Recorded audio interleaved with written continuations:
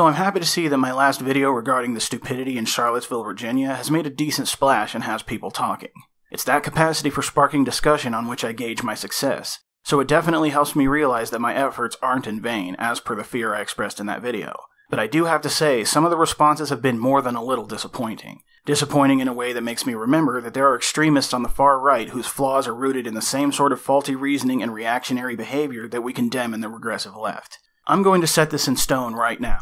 If you are a white supremacist, if you are a white nationalist, if you support any socio-political ideology that advocates for the separation and isolation of the races, we are not going to agree. I am not on your side, and your bigotry is no different from this privilege nonsense, nor is it any less deserving of my condemnation. If you insist on putting the preservation of the genetic or cultural purity of your race before the welfare of the entire human species, the only thing you can expect from me is dissent. I do not care how rational you think your argument is. I do not care what facts you think you have. My purpose is to move us all in a direction where conflicts are resolved, not justified. My purpose is for us to find common ground and share in our successes, not to divide us into in-groups and out-groups and blame the out-group for everything wrong with this world. And that goes every bit as much for the pro-white arguments as it does for the social justice ideology pushing the narrative of the privilege hierarchy. No matter who you are, no matter what you believe, this has been, is currently, and will forever remain the central message of my channel. Regardless of your race, your gender, your sexual orientation, or your religion, you are a person.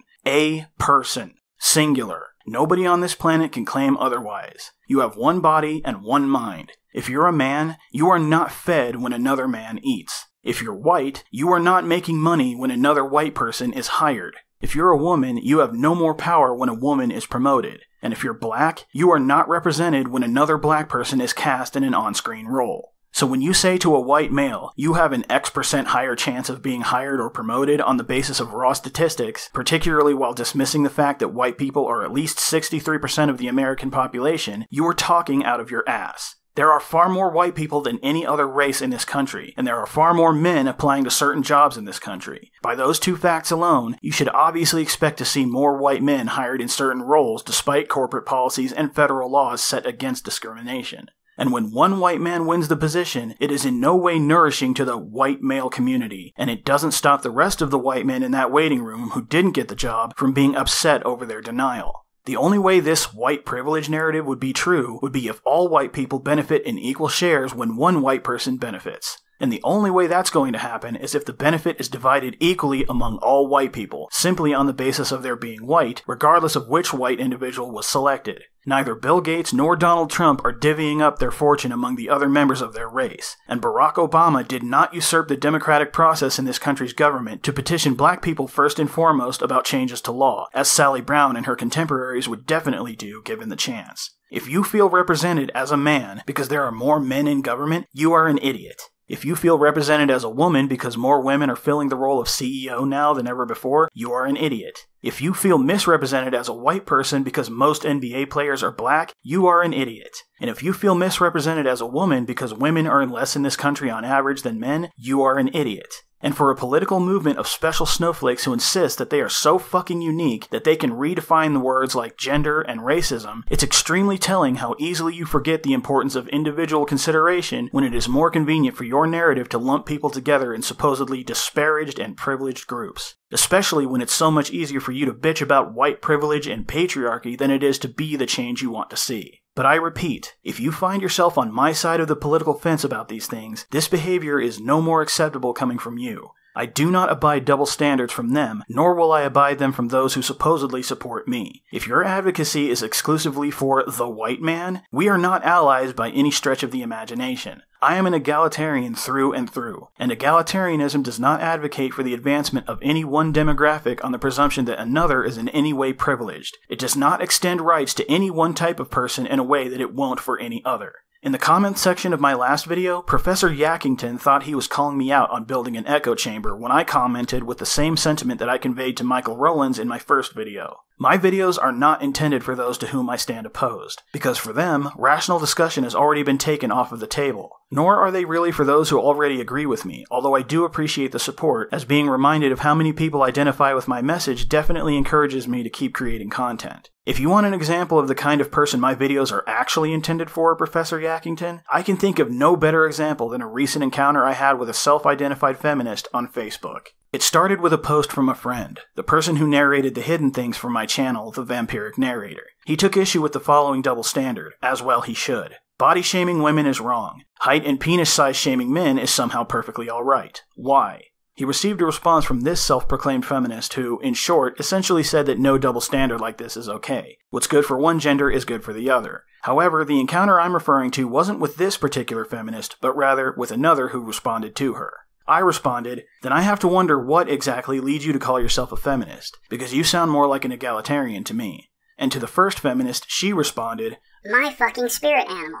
Depending on her answer to my question, I may agree. Well, if you constrict yourself to what she said about women in her comment, that is classic feminism, in which she would call herself a feminist. And if you consider the stigma linked to modern-day feminism, I personally would love to point out at any chance I have what real feminism is.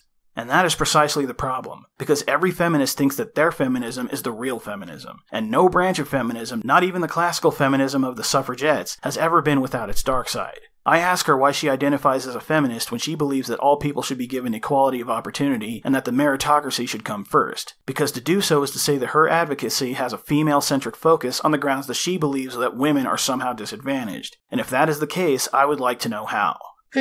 For me, to be honest, it just comes from a hate of modern-day feminism, but overall, I will always be an egalitarian. So then you aren't a feminist? You're an egalitarian? I am both. And she goes on to quote Elizabeth Wade. Egalitarianism automatically encompasses feminism, but feminism does not necessarily encompass egalitarianism. In other words, if you are egalitarian, you are automatically a feminist as well, because egalitarians believe in gender equality. A racist feminist would be a feminist, but not an egalitarian. And I'm sorry, but I disagree, because a feminist has a necessary advocacy for women specifically on the pretense that they are somehow disadvantaged, that the meritocracy somehow doesn't apply to them simply because they are women. Is this what you believe? Except that is not feminism. Then why is it called feminism? True to the definition, feminism is the belief that women should be treated exactly the same as men because we are no different than men. Well, first of all, there are objective differences between men and women. That's just a fact. And to say that you are a feminist means that you believe that women aren't currently treated equally to men. And I would agree with you, but it would not be on the slant that women are somehow at a disadvantage. And as such, I would not be a feminist. But that is still true to definition feminism. Again, I am not interested in your definition of feminism, because every feminist thinks their definition is the true definition. I am interested in your application of feminism, because feminism is an activist movement, and activism requires advocacy and action. And advocacy and action only happen in a context wherein something is not as you believe it should be. I could just as easily call myself an anti-slaver, but it would be meaningless in the context of this country, because slavery was abolished 152 years ago. So I ask you again, if you don't believe women are treated unequally to men, why is it called feminism, and why do you prefer a word that has a gendered focus as opposed to one that does not? Which is why feminism is encompassed in egalitarianism. Now, if I were to simply say I am a feminist and were to not be an egalitarian, then yes, it would mean that I am a feminist on the pretense that women are somehow at a disadvantage. But I don't say I'm a feminist. I'm an egalitarian, which encompasses true to definition feminism as written in a dictionary. So when you asked if I was a feminist, I can't necessarily deny that because the dictionary definition of feminism is encompassed in egalitarianism. I don't care which feminist thinks their definition of feminism is correct. I am an egalitarian. But if you're going to ask me if I am or am not a feminist, I am, but only in the context that I am an egalitarian. You based all of what you said on the pretense that I prefer to be called a feminist, when in fact I don't. I prefer to be called an egalitarian. No, it isn't, because there are no subdivisions or sects of egalitarianism. The moment the focus is taken off of the collective for any reason, it ceases to be egalitarianism. And in saying that it's called feminism because it's the belief that women should be treated equally to men, from an egalitarian perspective, you would have to acknowledge that calling it masculinism would be equally valid because the belief that men should be treated equally to women is equally valid. So you either acknowledge that it is a movement specifically for women's equal treatment to men on the pretense that they are at a disadvantage, or you acknowledge that the term feminism is an arbitrary and less accurate rebranding of the word egalitarianism according to your preferred definition. Because by your definition, if you insist that you are a feminist, then you are every bit as much a men's rights activist. But you don't seem terribly eager to don that title separate from the all-encompassing egalitarianism. And on top of that, if your position is indeed that men and women should be treated equally, and that any unequal treatment should be met with advocacy for change, then you must acknowledge that while you personally think the double standard in the OP is wrong, it is in place and a large and influential part of society doesn't agree with you. So from that logic, you would be using your feminism to advocate against the unfair treatment of men by women, and that makes zero sense. Okay, first off, I don't know how old you are, but I am only 18 with an unfinished high school education, so I apologize if I can't keep up with you. But none of what you just said made any sense to me. I understand that there are no subsets of egalitarianism, but if someone were to ask you, do you believe women are equal to men, or vice versa, you would say yes, correct? Because that is encompassed in your beliefs. But if you would ask the same question to a feminist and take into consideration the dictionary definition of the words feminist and feminism, they would also say yes, correct? Therefore, you could say that an egalitarian is as well a feminist, but you would have to include every subset for equality, which is why we simply use the word egalitarianism. Because even though it encompasses every subset for equality, the subsets do not encompass it, making them both the same and different at the same time.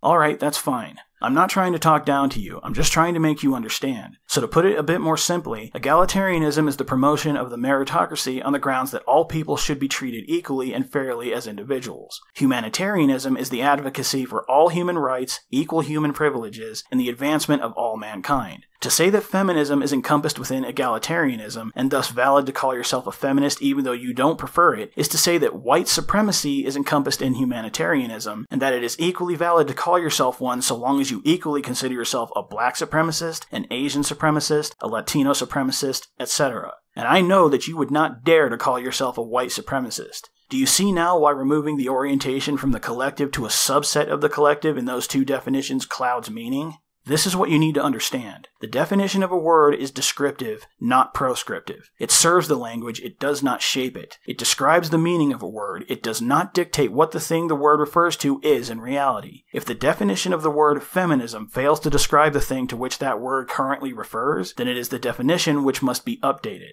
And I promise you, the vast majority of self-described feminists in history have never conformed to your definition of that word, nor have any of the outliers of that ideology who use that word to refer to it. Your definition of the word feminism is not equatable to egalitarianism, and it is not correct within the current context of its use. I know it makes you feel better, but it's not accurate. When you tell me you're an egalitarian, when you tell me that you actually care for all people and believe double standards shouldn't exist, I believe you. But if you're going to be an effective egalitarian, if you're going to be consistent in your belief, then you need to disillusion yourself of the sacred, real feminism you think you're upholding, because it doesn't exist and it never has.